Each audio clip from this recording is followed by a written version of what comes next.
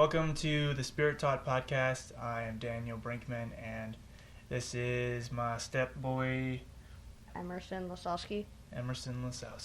Yeah, we just thought we should try out a podcast and just have a conversation and go for it.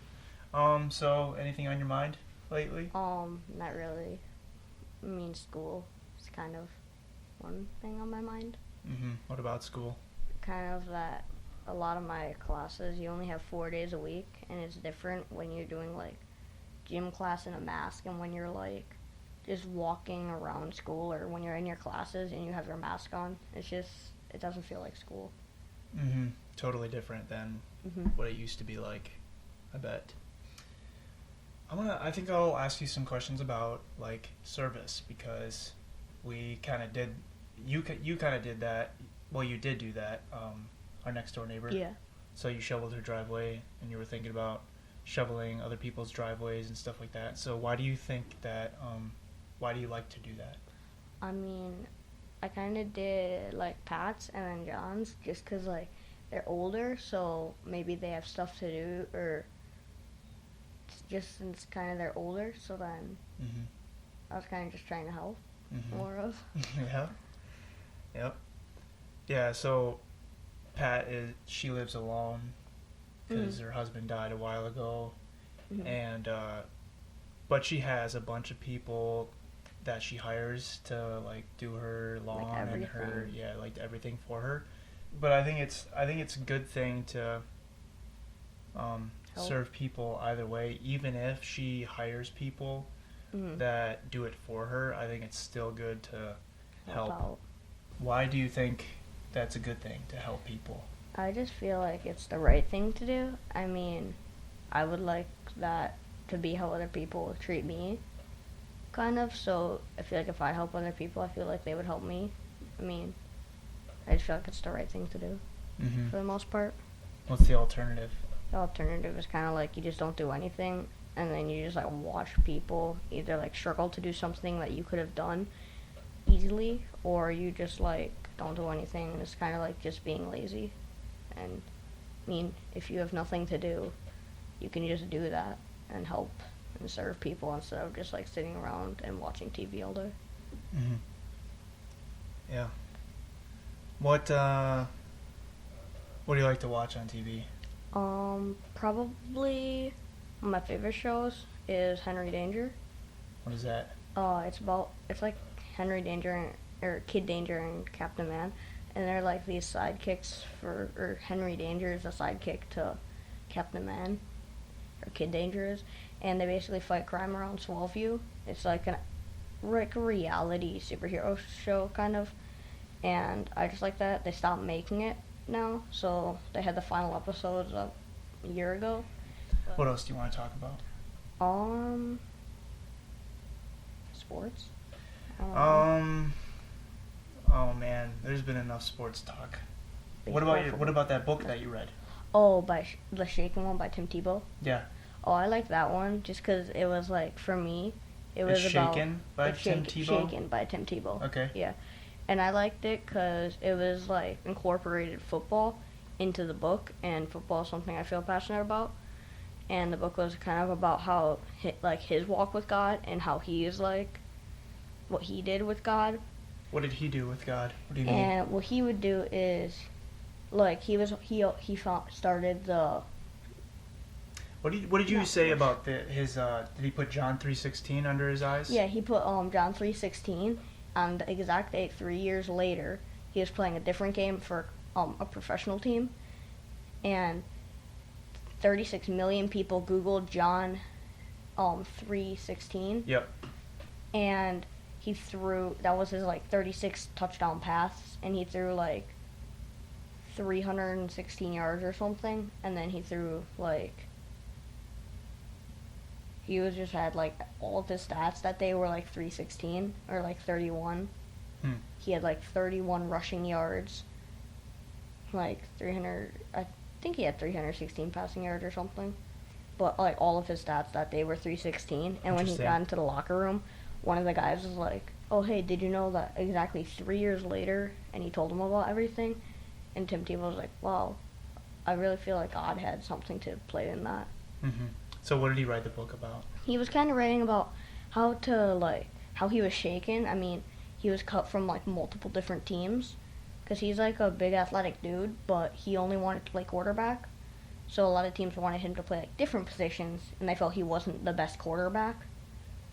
So it was about kind of him being like shaken a lot, and then how he just like went to God every time he was shaken, and he kept his faith. Like one time they were visiting a prison to help people that they felt were like needed God.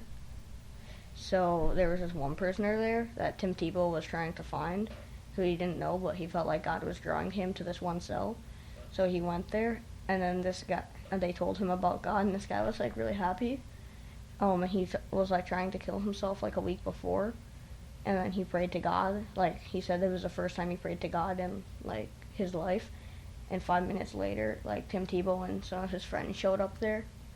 So that was something in the book, and that's kind of just about being like how if you're shaken or something in your life happens that is like unexpected or is like bad, how you can be like you can go to God and it'll help you.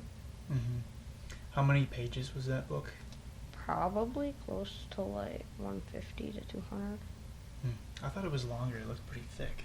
No, it was only like this thick. Oh, okay. It was shorter than it was like this size. Yeah. I'm gonna ask you now a different question. Kind of random, but when do you think you made the decision to believe in God? Honestly,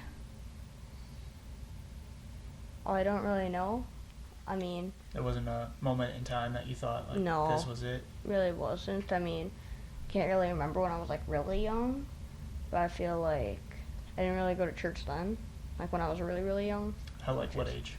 Probably like up to 3 years old. I don't think I ever went to church. Just in years later, I feel like eventually I started to believe like more and more, like in the years forthcoming. Like after that, yeah, I felt like more and more like I was just feeling it more and more that I just kind had of to a gradual thing. Like gradually, yeah. That just built up. It wasn't just like this thing where an angel flew down from heaven and was like, "Oh, you should believe in God," or somebody like in my life was just like, "Oh, hey, you should believe in God," or something. It's kind of just like gradually. What kinds of things do you hear people talk about like in church that helps you believe in God? It's kind of like when they're talking about like miracles or anything, like, "Oh, I was praying to God and He helped me and He did this for me." I feel like that's like, oh, well, if He did that for you, that's great. I mean, well, I'm gonna believe. I mean, why wouldn't you believe if there's this person that's doing good things for you and He's gonna save you, like, in the end? Why wouldn't you believe in Him? What do you think about when you read about Jesus doing miracles then? When I read about that, I kind of feel like, just like, in awe. Like, I'm like, wow, that's cool. Like, I wish I was Jesus. And a lot of times it just, like, reminds me of, like, how unperfect I am. And kind of makes me sad, because, I mean, I wish I was perfect, but I'm just not. You wish you could do miracles? I mean, I wish I could. But, I mean, I can't. And I'm not perfect. I mean, I wish I was. But I feel like no human is ever perfect besides Jesus. And I think we can grow in perfection. Because I feel like you can. God says to be perfect. He tells us to be perfect. Yeah. So that's like our goal. That's the goal. I mean, in anything, you always want to aim for the best. Right. And wherever you fall, you can always improve. Like if you fall 99, you can improve to 99 and a half, and so on. But like, you always want to get the highest score possible on your math test. I think that's the same with God. You want to be as perfect as you can possibly be. And you don't want to fall short of that goal, even though it's going to happen. You can't let the thought like, oh, I'm never going to be perfect, so I'm just going to give up. You have to keep trying. But God forgives us because He knows we're weak. He knows, and that can make us more perfect. And He knows that we're not going to be perfect. Yeah. And He knows that we're just humans. And He wants to help us. That's what, yeah. Do you have any questions for me? Like what, do you feel like your music is connected to, like, God? Like, do you feel like by playing music you feel more connected to God? Yeah. I do. I think that when I first started playing music, I didn't really feel that way. But then when I became a stronger follower of God, then my music kind of gradually went towards God. Like I recognized that God gave me a gift of playing music and like a passion to play music. And it's kind of like with you and playing football or something. How you feel like passionate about that, and that's like what you feel is just what you feel is like right. Like you Yeah, feel you like feel- that's what God is drawing you to, is like Yeah, you feel right. you feel right when you're doing it. Yeah, when you're doing it, you feel right. And it's like because you love God, then you want to do Something that Like- pleases him, and you want to use what talents that he gave you. Like for you said it, you feel like the talent that he gave you is music, so you want to use that to your best of your ability. And for like me, I feel like sports is kind of a talent that he gave me, so I want to use that to the best of my ability. Yeah, that's exactly it. Yeah. Using what gifts he's given you to do it for him and to the best of your ability, just like you said. And when I think so, like when I have recorded the songs, like I think that's another way that I can give Like God when- worship in my music. And when I'm recording or just writing songs or even just playing guitar with no words, I still try to do it. I think that I just do the things that I like to do for God. Because that's how you feel like you're praising him and everything. And that's kind of how And I'm like thinking- different people do different things to feel like they're praising God, and different people do different things to like praise it. It may not be music for some people. It may be like getting a good grade on your test, and then when your friend asks how you did that, you can say like, "Oh, God did that for me," and that's like your praise to God is thanks for helping me with this test, and you want to show that. Yeah, and I think that doing things to the best of your ability is also praising God for the gift that he gave you, because you want to do the best for him now, because he gave you that. And while you're doing, say, football or music or working on a test that you're studying for a test, you want to do that to the best of your ability, and you're thanking God for the intelligence that he gave you, or for the passion that he gave you for sports, or because it's not a bad thing to enjoy stuff like in life. You know, he wants you to enjoy stuff in life. But also, he has stuff for you in heaven that he wants you to enjoy more in heaven than in earth. And earth is kind of like when you're supposed to be getting as a stronger believer, that now you may not enjoy as much now, and you may be like, you may give up a lot more now, and you feel sad and down and everything like that, but it doesn't matter, because in heaven, then you have everything you ever wanted and more, and then you don't feel pain and you won't feel anything that you give away. Yeah. Heaven is not just a place in the clouds where we it's go. like, and, there's angels singing with harps. And like the most joyful moment you've ever had in life, it's going to be infinity times that. And to think about that, and also when you get to know more of God, like on earth, you really want to go to heaven, because then you know you're going to be closer to God there. You're going to be with him there. And then you understand it more and more, whereas now you may not understand it as much. Like, you may not understand heaven and, like, God entirely now, but once you're into heaven, you get, like, the full knowledge and that. Yep. Because now we're just supposed to have faith. Yeah. We don't exactly see God with our eyes or anything like that. And now it's keeping faith and keeping your faith in God and growing in faith. So not just just keeping your faith level the same through your journey on earth. It's like growing your faith, not just staying at this level, because then you basically lived your life for nothing, but you want to grow in your faith. That means you live for something. Yeah, good point. Do you have any more questions? You can ask me something more. How do you feel that writing incorporates into like getting closer to God? Like, do you feel that when you're writing books about God and when you're writing about that, do you feel like that brings you closer? Or like when you're like writing down stuff on the Bible and you're writing notes and you're like studying it and stuff like that, do you feel like that brings you closer to God? Yeah, I really do. Like I write my thoughts out in that journal. Yeah. And I write my prayers out, and it helps me think about more about what I'm praying, because I'm also writing it down, so I can read it and I'm thinking it.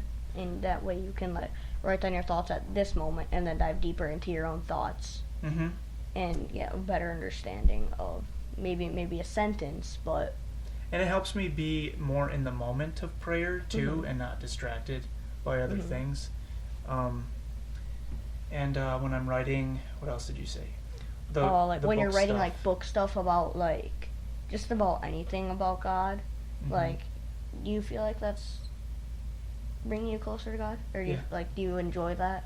Yeah, I really do. I really do enjoy it. I love it. I feel like it is bringing me closer to God because I feel like it is coming from God. So when I feel like God's like speaking to me or giving me something to write down, you feel like it's through like music or reading the Bible or praying.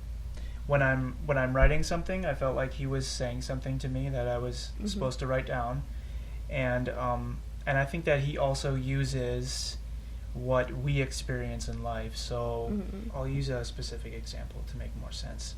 Like I wrote something about a store closing. You remember those signs that it says everything must go, store closing, and so like everything's on sale, and you're supposed to buy all these things so that they can get rid of the old products in the store, so that the new store can come in and set up shop and bring in all the new items that are being sold. So like Gander Mountain is being closed, and they're putting everything on sale, and it's being changed into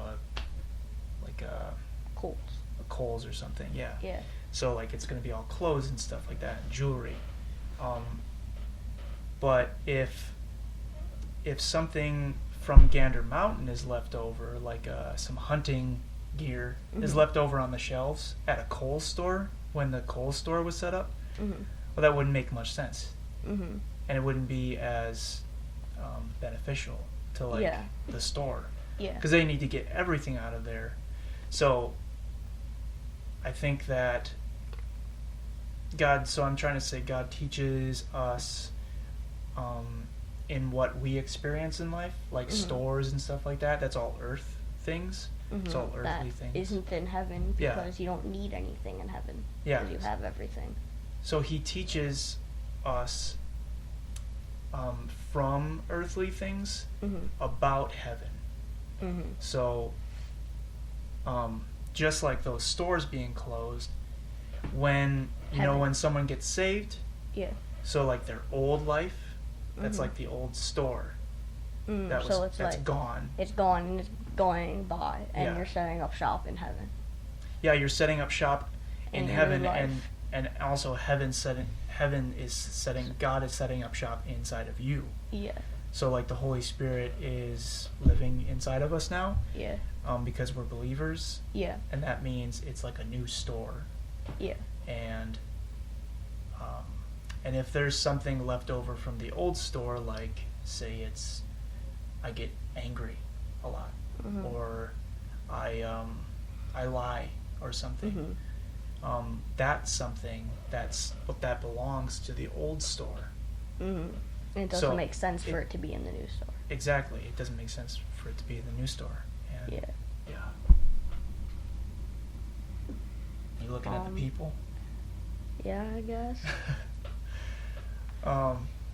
Yeah, okay. Yeah, I don't really feel like I have any more questions, but I mean... Okay. Well, thanks for being on my podcast. Thanks for having me. Yep, you're welcome. It was fun. Do it again sometime. Yeah, definitely.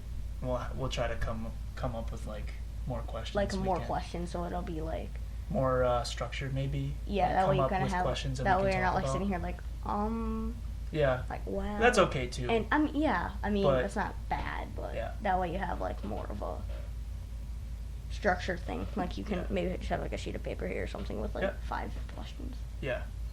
All right. We'll end it there then. Okay. Sweet.